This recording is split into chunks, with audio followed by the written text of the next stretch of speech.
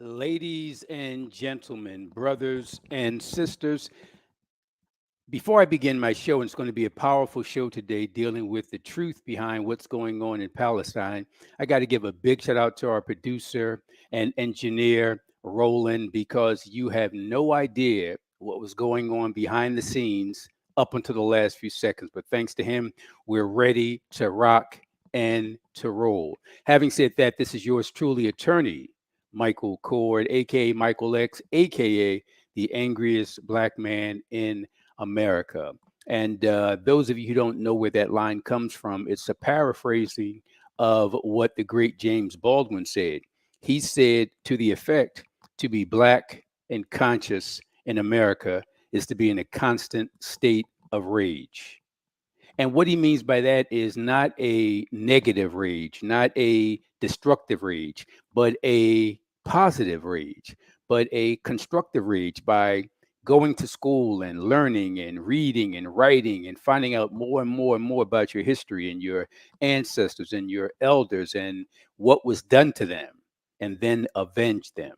By the way, those of you who are tuning in see I have an interesting and different background. This is a temporary situation. I have moved things in terms of my office, and that's one of the reasons why I was scrambling at the last second to make sure that we were able to be on in connection with the 3:30 airtime. And I thank myself because I'm a dinosaur when it comes to this stuff, but I thank primarily Roland because he got things together. So again, what you see in my background now is the bare minimum. As I said, my office is being quote unquote renovated and redesigned. So I wanted to make sure that I got my key stuff behind me.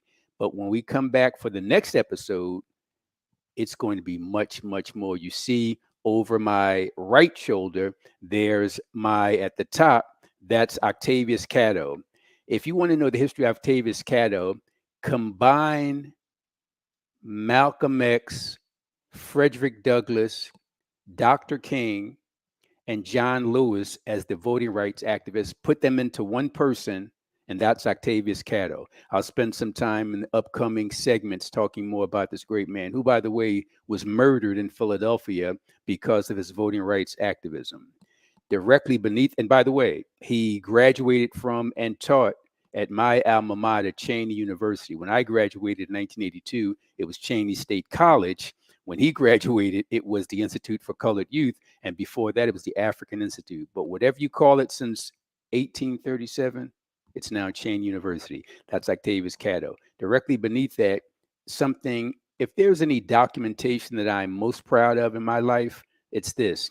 2 degrees I got from historic Cheney University, not one, but two when I graduated. I'll talk more about that later. And I guess I can explain this. This is part of what some people might describe as a crime that took place over 40 years ago. But that's all I'll say about that. Statute of limitations has long expired.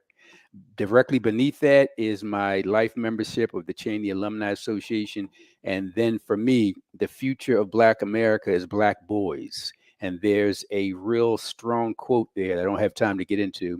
And then directly beneath that is my license to practice law, or my certificate to practice law here in Pennsylvania. Having said that, that's it. I just wanted to explain the background. And if it looked kind of Spartan, that's exactly why. But for the next episode, it'll be basically a discotheque going on behind me. I guess I am talking about some of the lighter topic today, or a much lighter topic today, maybe subconsciously to avoid the reality of what we need to talk about today. And thanks to one of the greatest local and regional and national, and believe it or not, international activists based in Philly, an educator, Dana Carter.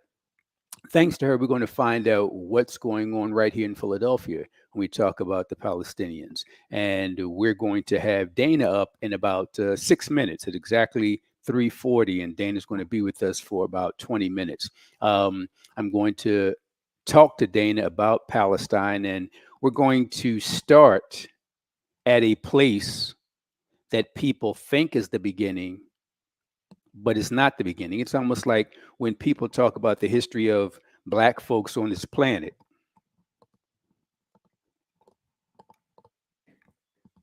when people talk about the history of black folks on this planet, they start in America in the Virginia colony in 1619 and say that's the beginning of black folks. Well, no, that's the beginning of the enslavement of black folks in the land that became America, but that's not the beginning of black folks.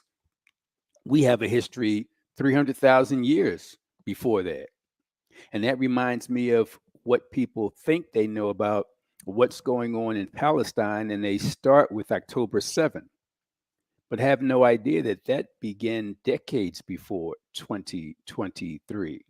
In fact, we can technically start it in 1948. Actually, we can go before that, but for purposes of our discussion, we can start in 1948. Um, Having said that, um, I will talk to you, and Dana Carter will talk to you about why that's important to Philadelphia, why the plight of Palestinians is the plight of Black people on the planet, Black people in America, Black people in Pennsylvania, Black people in Philadelphia. And Dana, in about 5 minutes, will talk to you about that. But before that, let me just put some stuff in context. Let me just pull something together so you can understand the real story. Because sadly, major media in this country, for whatever reason, I have my ideas, but I don't want to share them publicly. But major mainstream media, major media in America, they would have you believe that the Palestinians are the bad guys, just inherently evil. They'll have you believe that the PLO and the great Yasser Arafat of the past, that they're the bad guys, but nothing could be further from the truth. They would have you believe that Hamas is just some genetically predisposed criminal entity that just wants to rape, rob, and pillage and have no basis beyond that.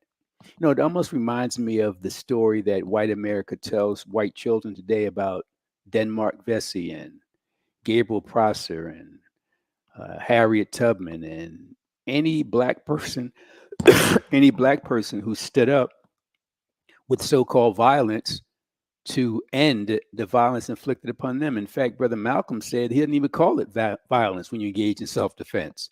He said it's only violent when you initiate it. He said it's intelligence when you engage in self-defense. But when history books talk about Nat Turner and Denmark Vesey and Gabriel Prosser and Harriet Tubman and the great John Brown, they talk about these people carrying weapons and using weapons, but never explain why they carry weapons. Never explain why they use. That's like a man being featured on the news for killing three guys, and the headlines will say, "Man kills three unarmed individuals." But then when you read the context, he's right. You find that, oh, those three guys broke into his house. And those three guys had knives to his daughters and his wives. And those three guys were about to rape the two daughters and the wife. And when they put down their knives to begin the act of raping these women, the father comes to the rescue with the shotgun and kills all three. Who at the time he killed them, they didn't have the knives because they were pulling down their pants. So technically, I guess you could say they were unarmed. But the context is what matters. A man in his home saved his two daughters and wife from three assailants who broke in. The newspapers, if he's black, will simply say, "Man kills three unarmed folks," but doesn't explain the context. So when we hear about on October 7th that Hamas attacked Israel and killed about 1,200 individuals, horrific, absolutely horrific. One of the things that I've always said that no matter how oppressive a society is, that soft targets are off limits. You fight the enemy, you fight the institutions of the state, but you don't kill innocent civilians. So what Hamas did was horrific. And if what Hamas did was horrific, and it was, how much more horrific is what the Zionist state of Israel doing? And I got to tell you, folks, all the stuff I'm going to share with you, and then we're going to have Dana Carter on in just a couple of minutes. Didn't come from me. It came from groups like JVP, Jewish Voices for Peace. It came from Tim Wise, a Jewish brother who talks about the oppression inflicted upon Palestinians by the Zionists in Israel. It comes from organizations and entities like, in addition to Jewish Voices for Peace, there's another Jewish group called the Jewish Anti Zionist Network. So, all the stuff I'm sharing with you is coming from my Jewish brothers and sisters, the same type of Jewish brothers and sisters like Joe Slovo. If you don't know the name Joe Slovo was the right hand man to Nelson Mandela. When Nelson Mandela and the ANC tried to negotiate with the racist, brutal apartheid government peacefully, the racist, brutal apartheid government of I almost said Israel, but I'll explain to you why that's connected. The racist apartheid government of South Africa rebuffed Nelson Mandela and the ANC in their peaceful approach. And the right hand man to Nelson Mandela, one of the negotiators, was Joe Slovo, a Jewish brother. And when the apartheid government rebuffed Nelson Mandela's peaceful attempts, and the ANC and Nelson Mandela had to create something called the Spear of the Nation, Umkhonto we Sizwe, and take up arms. You might say, what? They took up arms? Well, damn it, the founding fathers here in the United States took up arms. They tried to negotiate with Britain. That didn't work, and they did what they had to do. That's exactly what the ANC Spear of the Nation, known indigenously as Umkhonto we Sizwe, they took up arms thanks to the strategy of a Jewish man who was a comrade of Nelson Mandela. Google Joe Slovo and you'll find out the greatness. So when we talk about opposition to the genocidal tactics of Zionist Israel, we're talking about Jewish brothers and sisters who provide us with this information. Groups like Jewish Voices for Peace. That's one of the youngest, most activist Jewish anti Zionist organizations. Google them. In fact, go to the website, Jewish Voice for Peace.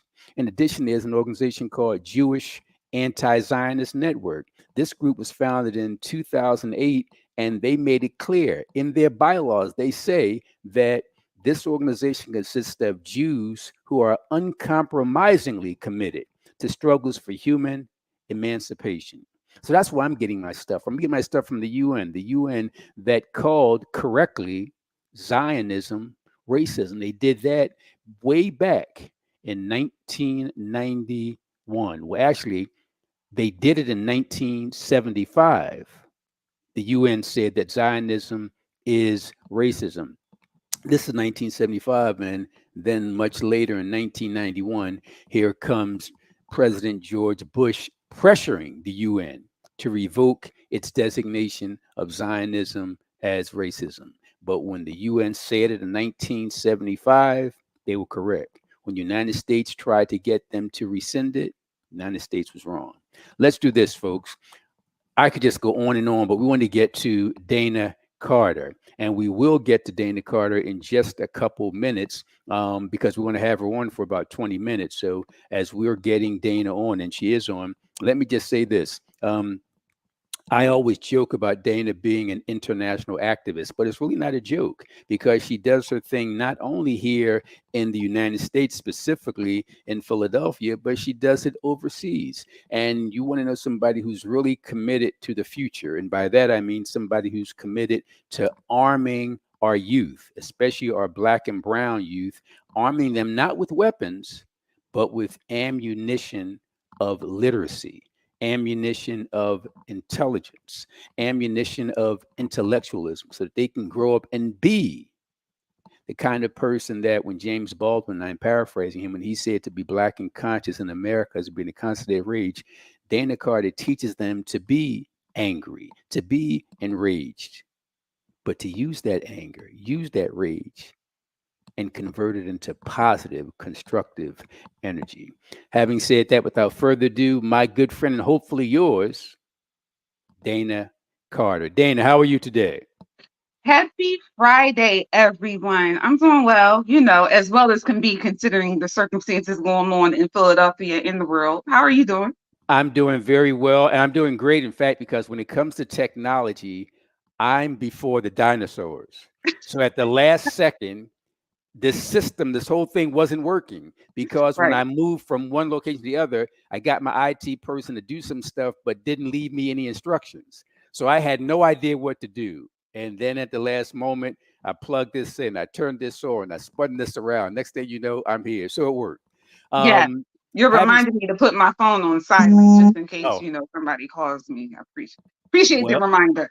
well said, well done. Having said that, Dana, before you got on, I was giving the history, a little bit of history of what's going on in Palestine, because I want to make sure that people don't think that what's taking place now in Palestine began on October 7th.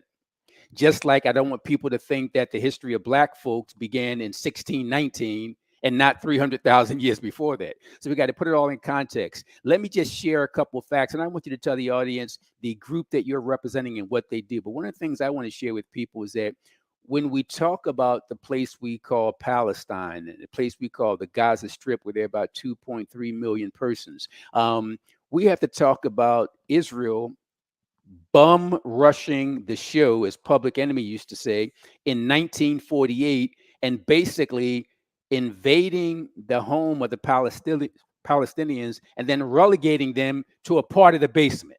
Mm-hmm. And after relegating them to part of the basement, then began to intrude upon them in that basement. And Mm-hmm. then when those people in that basement said, hey, this was actually our house, I want to come out of the basement and go into the kitchen, go into the bedroom, they get shot, they get Yes. tortured, they get killed. That is the absolute reality. So I'll spend some more time talking about this one fact I want to lay out. Then I want you to tell us what's going on here in Philadelphia. I encourage folks to get a copy of an article I wrote in the Philadelphia Tribune dated October 13, 2023. That's Philadelphia Tribune, October 13, 2023. And the caption of the article is, "Why are major white media outlets lying against Palestinians and for Israel?" And one of the things that I pointed out, Dana, and we're going to get to you in just a second, is this. I talk about how that land is indigenous to the Arabs, indigenous to the Muslims, the place that Israel claimed in 1948 with the force of the United States and Britain behind them. And here's one of the things I said in regard to why people are wrong when they think that the Zionists have a legitimate claim to that land. Check this out. And we're talking about 1948. Here's what I wrote, quote, "In fact, prior to 1948, the proposed homeland for the nation now known as Israel included," check this out, "Mount Ararat City at Grand Island near the Niagara River in New York in 1820. That could have been Israel. That was one of the early plans. You want more? There's Uganda in East Africa in 1903. There's Kamsar near the Amur River in Soviet Russia in 1928. There's Ethiopia in East Africa in 1936. There's Fugu in Japan in 1938, and Madagascar in Southeast Africa in 1940. All these locations are before 1948. So Mm-hmm. if you claim the land you're in now, where did these other places come from? Right. It's a concoction of the powers of Britain and United States. Dana, I've finished. I want you to do this. Spend about 30 seconds bragging about yourself so people know that you didn't just Google some stuff last night, that you got a resume. And then I want Right. you to spend 30 seconds. Tell us about the organization you're involved in and why you're on today. But first, 30 seconds about you. Yes, just kind of piggybacking off of what you said about, you know, being an international agitator and uh, combining it with the issues that are going on with Palestine now. I used to live overseas, so I used to live in the United Arab Emirates, and I remember having a conversation with someone who was Palestinian, and I was asking him if he ever traveled to back to Palestine or whatever. He gave me such a confused face. He looked at me like, "You have no idea what you're talking about." He said, "I can't travel. I can't go anywhere outside of this country because I only have papers. I don't have a passport. I don't have any birth certificate.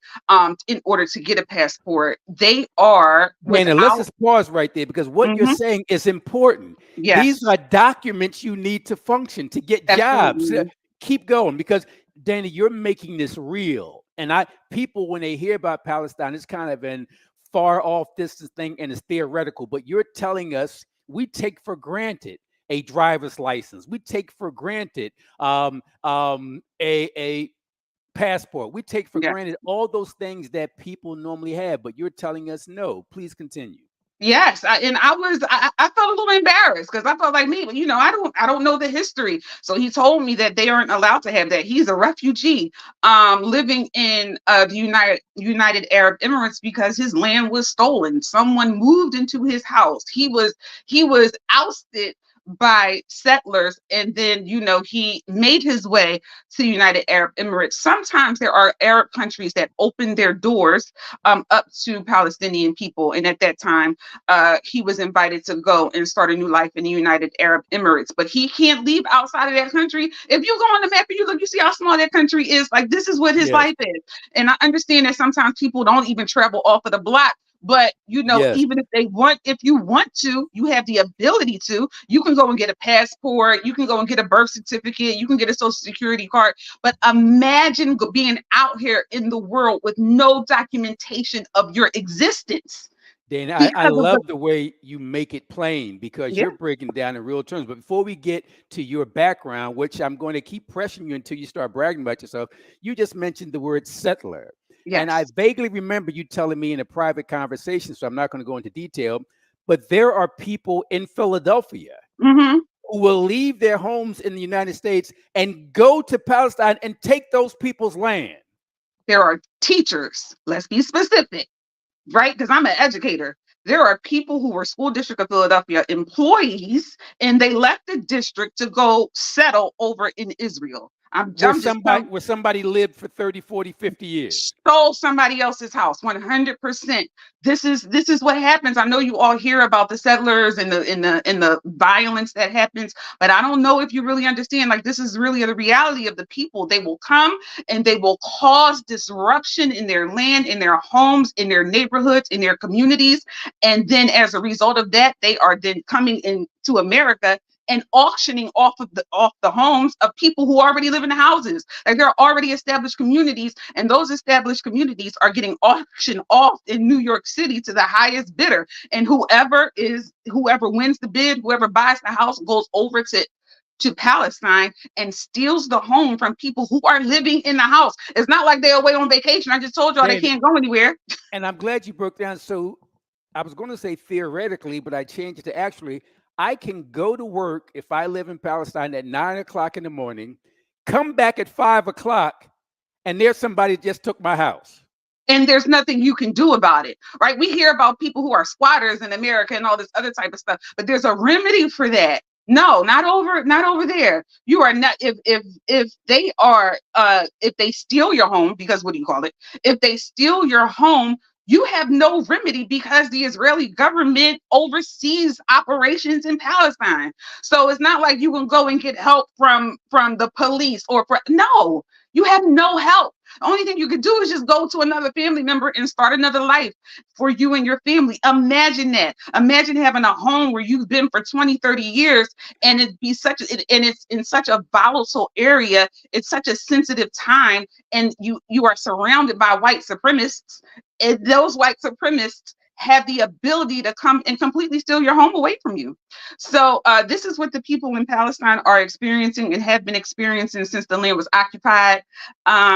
I don't even understand how there can be people out here who are supporters of the current genocide that's going on. But let me explain to you who I am. My name is Dana. You always provoke me because I'll listen to you and I just want to sit here quietly, but then you'll say something that sparks a fire. You're absolutely right. What you see today with political leaders, especially Black political leaders, especially Black Democrat political leaders who are endorsing the same evil that Dr. King condemned, that Malcolm have condemned. For example, when we talk about Zionism, the country that backed the apartheid government of South Africa more than any country on the planet was Zionist Israel. So the same country that financed and armed apartheid in South Africa is now being supported by local black Democrats. It's I know that King and Mandela and Malcolm must be turning over in their grave. Can you 100. imagine 10, 20, not say 50 years from now, and 100 years from now, when history books look back? Dana, I'm going to shut up because we got to hear from you. When the history books look back, we will be on the right side of history. Because when we look back and we hear stories about the Holocaust, we look at those people who were supporters of Hitler as evil people who were the devil's minions. That's who we think that when we look back at the Holocaust and we look at those people who were in concentration camps, our heart breaks. What type of America or society of or world do you live in where you think that your ancestors can be victims of that, and then you can go and do that to somebody else, and you think that you won't be held accountable for it? Just like as we look at the people who committed the atrocities that led to the Holocaust, and we look at them now and we understand that the Jewish people were on the right side of history, how do you think that we're going to look at the people right now who are supporting genocide? Even the people right here in America. And it's unfortunate, in my opinion, that those who benefit from their proximity to whiteness kind of leave their people behind. If you are a black person and you think that by being sitting at the same table with a bunch of white racists put you in a better position, then that might influence you to make decisions that align with white supremacy. And I think that that is the issue that a lot of our elected officials are faced with. And I think that this particular situation with the genocide and seeing who supports it and seeing who's trying to silence it and seeing the people who are voting against and voting for some of these bills down in Washington is very telling. And I hope it influences future votes. So eventually we can stop having Israel influence our electoral process. You have APEC donating millions to unseat people who are current supporters of ending a genocide. I mean, come on, this is it is to me. I don't understand the rationale that people come up with to make them say that this is okay. It is completely disturbing. But when the history books are written, when the grandchildren and great grandchildren and great great grandchildren look and see what happened in 2024 and before that, like the things that led up to the genocide of the Palestinian people, they're going to ask their grandparents and their parents and their aunties and uncles, what did you do? Just like when we look at the civil rights movement, I asked my mom, were you out there? She said, we shut down Broad Street. We were laying out on Broad Street. We shut down the street. And my mom is from Germantown. So they had to walk or catch the bus or whatever to get to Broad Street in order to shut it down. But she was a part of that action. Where do you think I came from? Where do you think I came from? That was my mother, and my father was a police officer who wrote a book against the Philadelphia Police Department for their corruption. So I feel like I'm a great combination of those two individuals. But getting back to the point, your grandchildren, your great grandchildren, your nieces and nephews are going to ask you, what did you do? What was your position? What side did you sit on during this current genocide? What are you going to tell them? What's your honest answer? What did you do? Look at some things on Facebook, scroll through some stories, shake your head at the college students who are out there fighting for freedom. What did you do in order to support the people of Palestine, in order to stop the current genocide, in order to protect free speech and not allow people to be arrested, condemned, beat, killed out in the street for having an opinion that's different than the people who are funding these campaigns, like APEC. APEC is an organization that is charged with carrying out the desires of the Israeli government. And then they pay politicians to speak out on their behalf, which is why you have so many politicians that are siding with the genocide.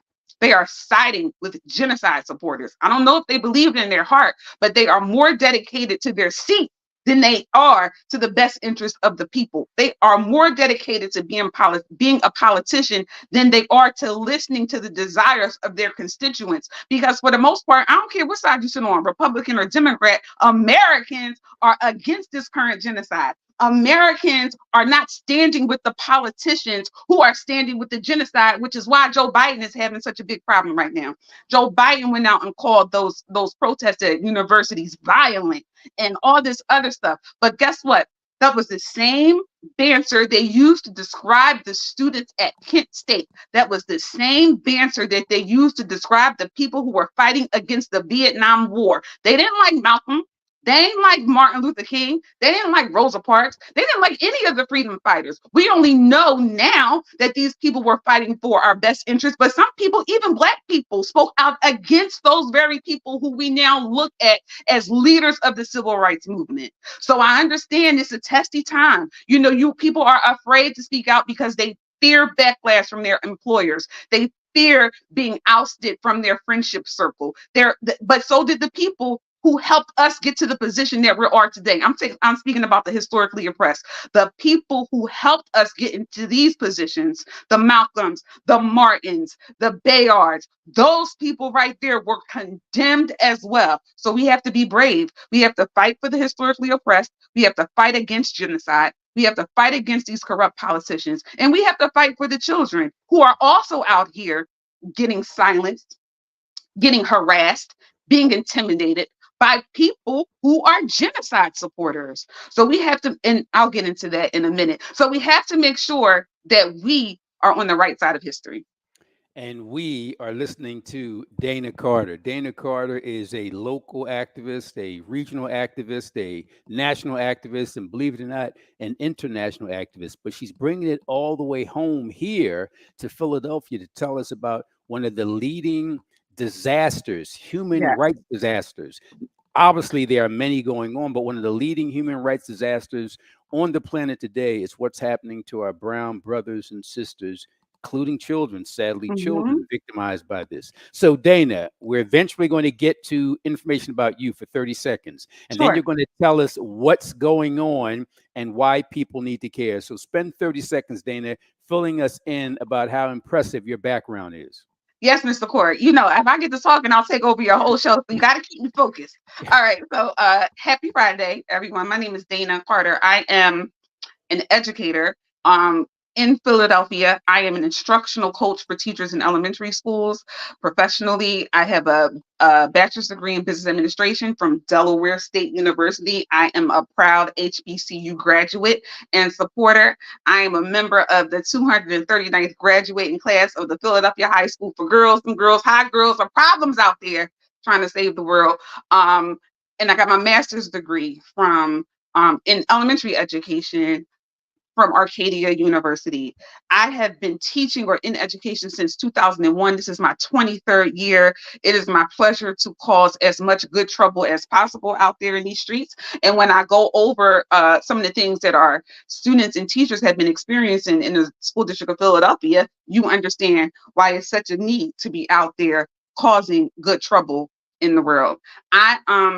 I do organize. So I was a core member of the Racial Justice Organizing Committee. We're still around. We just aren't as active as we used to be. Core member of the Melanated Educators Collective. I have a parent advocacy group called Parents Organized for a Better School District of Philadelphia. I started a committee to rename Philadelphia Streets and Schools, and that's what it's called, the Committee to Rename Philadelphia Streets and Schools. So I'm all over the place, and I always try to work towards the greater good and work to improve the conditions or the life or the experiences of the historically oppressed in America and worldwide, you know. Very well done, concise and to the point. So now people are like, okay, she's legit, she's certified. Why is she talking about this Palestinian stuff? And how does it apply to anybody in Philadelphia? Well, let me explain something to y'all. Years ago, I saw a parent who was in my parent group, and I found a picture of her online dressed as an Israeli soldier. And that is the picture. I mean, that's the costume that she decided to wear to International Day to her child's Whoa, elementary school. Um, whoa. During that time, this was years ago, during that time in my parent group, I wrote, I stand with Palestine, like, you know, and I pinned that in my group. I'm only saying that to say, this ain't new to me. Fighting for Palestine, fighting against oppression, fighting for the historically oppressed has something that has always been on my radar. And just since I can remember, this is who I've been. I remember my friend, my best friend in college, when a white lady was getting smart to her about the cookies that she wanted, and I came and intervened. She said, at that moment, I knew that you were going to be a fighter when you got with that woman because she wouldn't give me the chocolate chip cookie that I wanted. So I've always been a fighter. But right now, we all need to work together in order to combat what we see out here in our community. You did ask me a question, but I forgot what you Well, said. no, I told you you're you need right. to keep me focused. You're right on point. I love how you make this so conversational because that's how people avoid getting bored. But Yeah. getting to the point, what's the big deal about Palestine and why should people Oh, in Philadelphia care? yes. Well, we should all care because we don't want to. We never want to be in the position of the Palestinian people and not have people fighting for us. So, what brought us here to this particular point? Mr. Kaur gave us a great historical background of the history of the Palestinian people and the Israeli occupation and how the Palestinian people have to deal with people coming in and ultimately stealing their homes. But what happened after October 7th, I'm just talking about in terms of the school district of Philadelphia and things that went on in the school district, is extremely disturbing, and we all should be concerned. So when in February, there was an amazing video project that was created by a student at Northeast High School. That student created a project on their own, and it was a great video. The video is still online, and the video discussed the struggles of the Palestinian people, among other things. So this video was shared with outside organizations. A teacher at Northeast High School gave this outside organization this student's personal information, his name, all that type of good stuff. And that outside organization started to harass this minor child. This child is in like the 10th or 11th grade, right? Because of this child's stance on Palestine. When that, and also the outside groups started to harass the teacher who assigned the students projects. The students decided what projects that they wanted to do. But she's such an amazing teacher that children are always guided into these advocacy types of activities because that's the type of teacher she is. She's an amazing teacher. But these people started to harass her. They started to go to the school board. They started to speak at the school board. They sent hundreds and hundreds of letters to the school board, which appeared to be, they were anonymous letters. So I just assumed that they were bots creating these letters, however it worked out. They reported the teacher to the Pennsylvania Department of Education, among other entities. The Pennsylvania Department of Education closed the case because it had no merit, but other agencies more than likely have to do their due diligence, even if they disagree with the nature of the complaint. Them going through that process of investigating what happened in and of itself is harassment because it is invasive to their lives. It takes time away from things that they could be doing with their families. And she's not the only teacher to face this. There was an event earlier this year where educators in the Racial Justice Organizer Committee had a teaching about Palestine, just teaching people about the historical history that happened on a Saturday that was not, of course, not paid for by the district. The school district had nothing to do with it. And they complained about that. They wanted the teachers fired for that. So as a result of everything that's going on, the teachers that are being harassed, the students who are being harassed, the letters that are being sent, we as a teaching community decided to come together and form Philly Educators for Palestine. So we are a very passionate group. We put together 6 demands to give to the school district of Philadelphia. What I can say, and I don't even know if I should say this because I don't want the outside groups to look at it and think the school district is not doing anything, but I believe that the school district of Philadelphia is handling this situation as appropriately as they can given the circumstances because they have to take things through due process. But I believe that the people who run the district or who are the front facing people of the district really are on the side of the, I'm just going to be, I think they really are on the side of the Palestinian people and they understand historical oppression and Israeli Mm, occupation. And I believe mm, that that is the reason why when these people say boo, the people in the district don't jump because they understand that they're not going to be bullied into doing what outside groups. Many of these outside groups don't even have children in the school district of Philadelphia. They are just trying to use their connections, their influence, their money, and their power to oppress Black and brown people in Philadelphia even more, and to have people to ultimately silence people so they can stop speaking about the genocide that is going on in Palestine. Y'all remember back in the days when you heard the stories about how enslaved people weren't allowed to meet in groups and the only time that they can congregate was on Sundays at church and all this other. What is the difference? What is the difference between that and what they are trying to make people do now? They don't want people to have protests. They don't want people to talk about everything that you say. If you blink too hard at a person who is Jewish, it seems that you will be called somebody who is anti-Semitic. So where are we where are we going to? Feels like we're going back. And quite frankly, I don't even know if we come far in the first place. I don't even know if we come that far, because how do we get to a point where we are allowing this to happen in our country and in our world?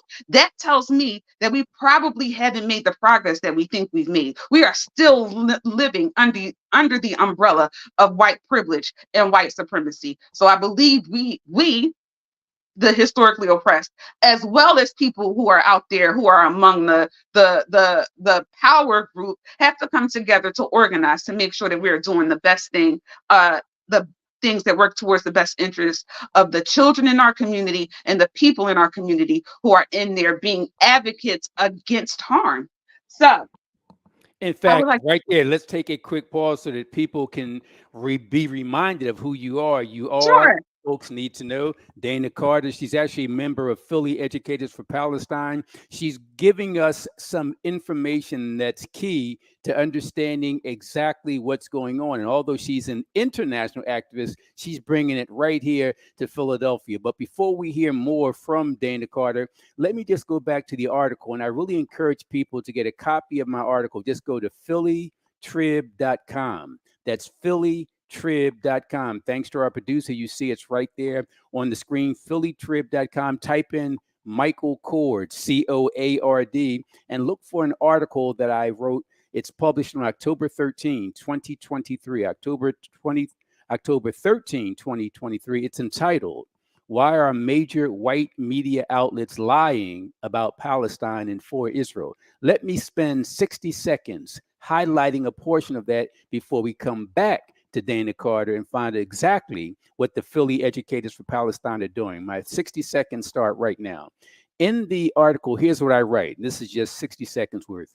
On October 7th, the Israeli government began nonstop airstrike bombing of the Gaza Strip, a narrow piece of land with a population of 2.3 million on the east coast of the Mediterranean Sea and bordered by Israel and Egypt. So far, that indiscriminate bombing by Israel, Zionist Israel, has killed more than 35,000 Palestinians. 35,000 Palestinians, nearly half of whom, 14,000, are children.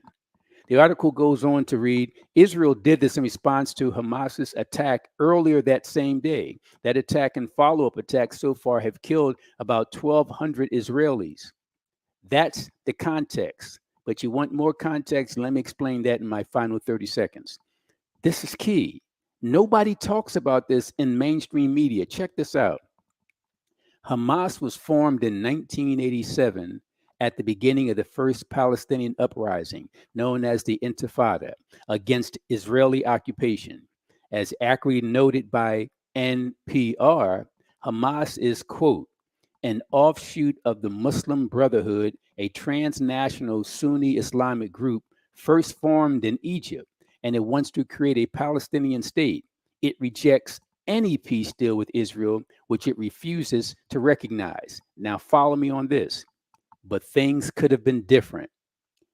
Along with its meddlesome weapons of mass destruction dealers, aka the United States and Britain, if Israel had been willing since 1964 and earlier to negotiate with the relatively much more moderate PLO, that's the Palestinian Liberation Organization, things would have been different because the PLO under Yasser Arafat recognizes Israel's right to exist.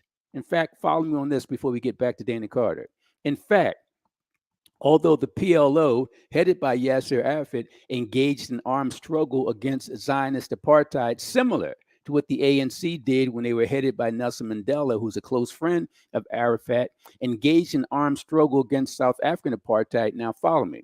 Although the PLO, for the sole purpose of liberating Palestine beginning in 1964, they nonetheless endorsed a two-state solution to the conflict, thereby recognizing and respecting Israel's right to exist. So had Israel negotiated in good faith with the PLO and Yasser Arafat, who recognized Israel's right to exist, there would be no need for Hamas.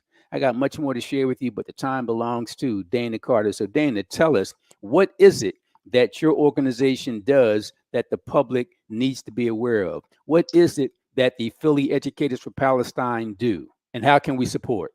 We are educators who help teachers, students, whoever in education, help those who have been accused of being anti Semitic, unfairly accused of being anti Semitic, or anybody who has faced disciplinary action for speaking out against Palestine. We help them remedy their current situation as much as possible.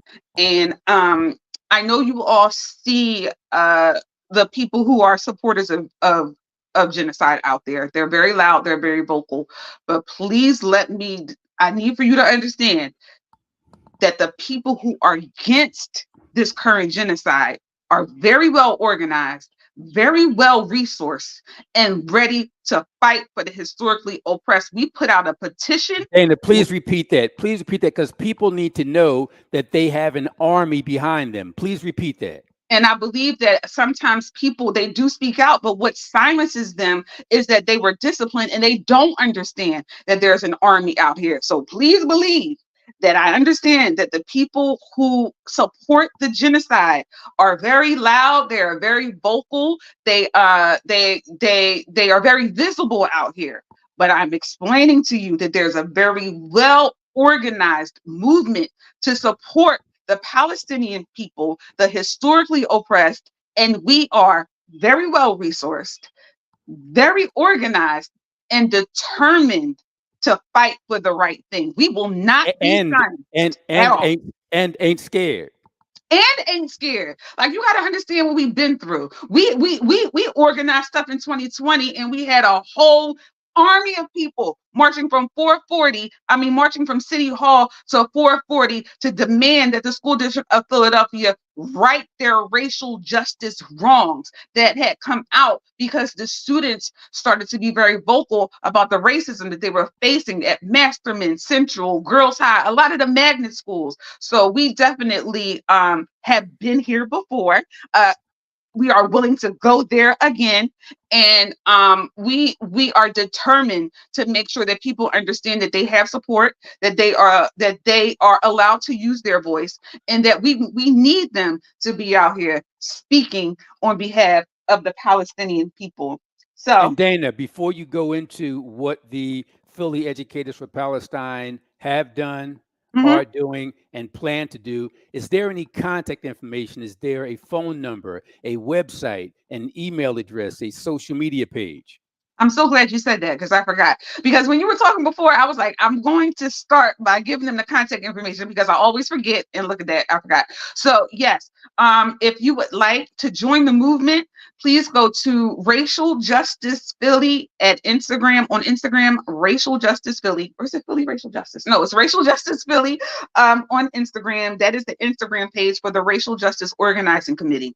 When you get to that page, you will see a bit.ly link. There are a number of links, but there are links there that will tell you in the pin post right up at the top. It will give you an in-depth explanation of the 6 demands, but it also gives you the bit.ly link where you can read our demands at length, the long version, and also sign on to join the movement. We put that petition out last Thursday before the board meeting, and as of yesterday, we were at 500 signatures. We also, yes, I'm so proud. I told y'all we have an army, and that is without us really broadcasting it like that. You know, this is pretty like word of mouth. So, we are definitely planning to ramp up those numbers. We have a GoFundMe to help support teachers and students who have been silenced if they have any legal fees. So please go to Bar We 215. That is another page that stands for Building Anti-Racist White Educators. It is an amazing group led by white people, and they charge themselves with making sure that their fellow brethren out here aren't being racist. So yes, they are definitely supporters of this current movement, and the GoFundMe information and link is on their page. But I'm sure if you Google GoFundMe Philly Educators for Palestine, it will pop up. So please support, even if you have $5, $2, whatever you can donate, it will help the teachers and the students who are being unfairly silenced and accused of being and unfairly accused of being anti-Semitic just because they're trying to speak up for the people of Palestine. So yes, go to Racial Justice Philly, go to Barwi 215, and you will see more information about how you can join the movement. We don't have a phone number for you all. We do have an email address, but it's just faster for you if you make connection with us via our social media platforms. We have Racial Justice Organizing Committee of Philadelphia on Facebook. We have Philly RJ on Twitter, and we also have the Racial Justice Philly page on Instagram. So please And follow Dana, us, join us. you Yeah. might you might not have a phone number for the organization, but Attack supports that group. And Yes. Attack is ATAC, Avenging the Ancestors Coalition. And if you love listening to Dana's voice, call Attack at 215-552-8751. That's ATAC, Avenging the Ancestors Coalition, fully supportive of the Philly Educators for Palestine. If you need to call 215-552-8751. Dana, I'm going to give you the final 3 minutes for you to add, for you to repeat, for you to highlight anything you think is important. And I want to again encourage people to please get my article in the Philadelphia Tribune. It's dated October 13, 2023. It's entitled, "Why Are Major White Media Outlets Lying Against Palestinians and Mm-hmm. for Israel?" And the final thing I'll say before we give Dana, because this is the TV courtroom, and in many courtroom proceedings, you have a closing argument. And Dana is a kind of sort of quasi attorney. So we're going to give her the final 3 minutes to say what needs to be said. But one of the things that Dana said earlier, she talked about the whole attack on people who are anti-genocide, Mm-hmm. anti-Zionist. They're being called anti-Semitic. Let me just say this. This is part of my article. I must pause here to mention that anyone who might be inclined to hurl the all too common anti Semitic accusation in response to my article should not do so for at least two reasons. One, Palestinians, just like Israelis, are Semites. As defined in Encyclopedia Britannica, a Semite is any member of any people who speak one of the Semitic languages, which is a family of languages spoken primarily in parts of Western Asia and Africa. Therefore, the term came to include Arabs. Second, the Arabs were there in Western Asia and Africa first. As documented by the International Work Group for Indigenous Affairs, this is clear.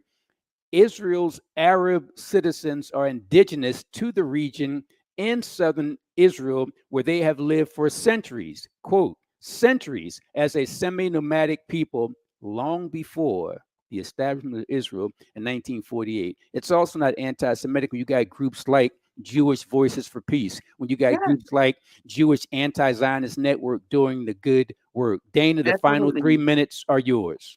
I am just it's very heartwarming to see how many Jewish people are leading this effort against Zionism. Like it is, I was having a conversation, and then I know I'm going to take a minute of my 3 minutes, but I was having a conversation with a Jewish man, and he was saying that his Judaism, the way he worships, is fighting Zionism. That is his expression of his religion. Fighting Zionism is the way that he practices his Judaism, which I thought was so beautiful. But I really want you all to go to our Racial Justice Philly page so you can get a very long explanation of our demands. And because I really want you to go to the Racial Justice Philly page or our social media platform so you can go and share and join the movement, I'm only going to give you one of our demands, just one.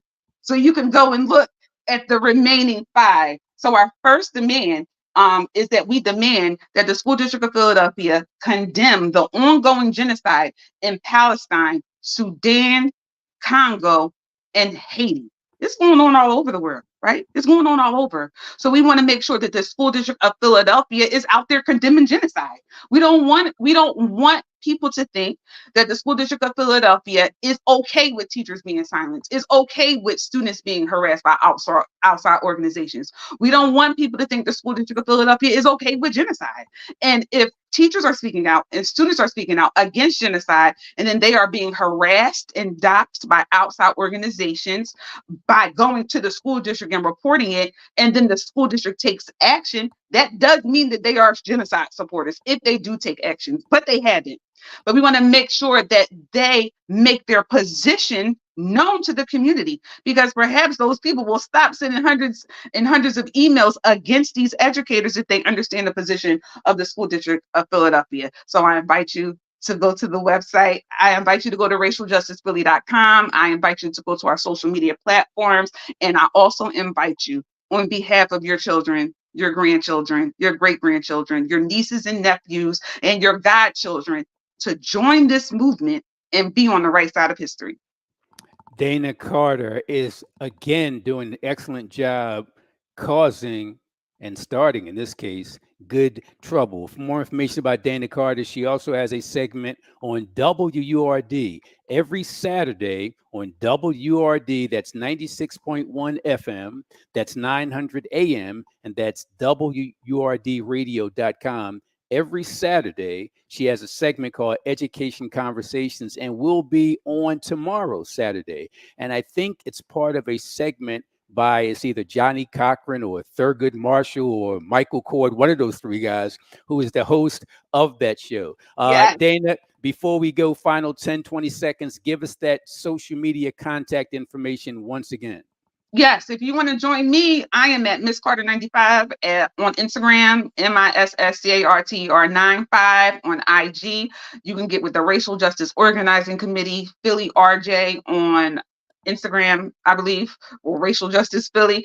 You can get with us on Twitter, now known as X, Facebook, but we are more responsive if you get with us on Instagram, because we have multiple people monitoring that page, and we really are not on Facebook all like that. So please contact us. Please support the children of Philadelphia, the teachers of Philadelphia, and please support the people who are victims, and their ancestors and their family members are being victims of the current genocides going on around the world. Not only was that well said, Dana, but as usual, well done. Very well done.